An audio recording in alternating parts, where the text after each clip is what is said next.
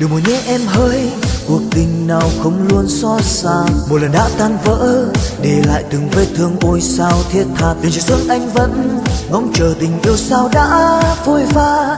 Phút cuối tiến đưa cánh sao lưa thưa. Đừng rồi nhé em hỡi, kỷ niệm là cơn mơ buốt đau. Từng dòng hát xa vắng, nhạt nhòa tình đã trao sao luôn khát khao. Tình giờ đang trôi hững hờ gọi nhau trên lối đi xưa. Nhớ nhé em giây phút mặn nồng, tình yêu đã đến trong cơn mơ thật xa vắng rồi cho ta dòng lệ đắng cay. Tình tựa bao tố dù có tan úa, mong em xin giữ trong tim. Hãy cho nhau nụ cười dù ngày mai có phải bao. Về đâu em hỡi khi gối chăn còn lại hơi ấm. Đêm nào xin giữ cho anh câu hứa trên đôi môi đến ban đầu.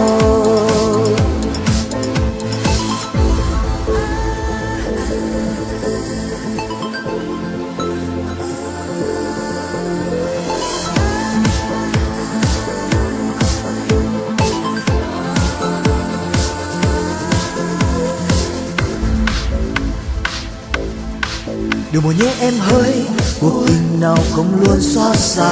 Một lần đã tan vỡ, để lại từng vết thương ôi sao thiết tha. Tình trời xuân anh vẫn ngóng chờ tình yêu sao đã phôi pha. Phút cuối tiến đưa cánh sao lưa thưa. Đừng rồi nhé em hỡi, kỷ niệm là cơn mơ buốt đau. Từng dòng hát xa vắng, nhạt nhòa tình đã trao sao luôn khát khao. Tình giờ đang trôi hững hờ gọi nhau trên lối đi xưa. Nhớ nhé em giây phút mặn nồng, tình yêu đã đến trong cơn mơ thật xa vắng rồi cho ta dòng lệ đắng cay. Tình tựa bao tố dù có tan úa, mong em xin giữ trong tim. Hãy cho nhau nụ cười dù ngày mai có phai mau. Về đâu em hỡi khi gối chăn còn lại hơi ấm. Đêm nào xin giữ cho anh câu hứa trên đôi môi đến ban đầu. Tình tựa bao tố dù có tan úa, mong em xin giữ mãi.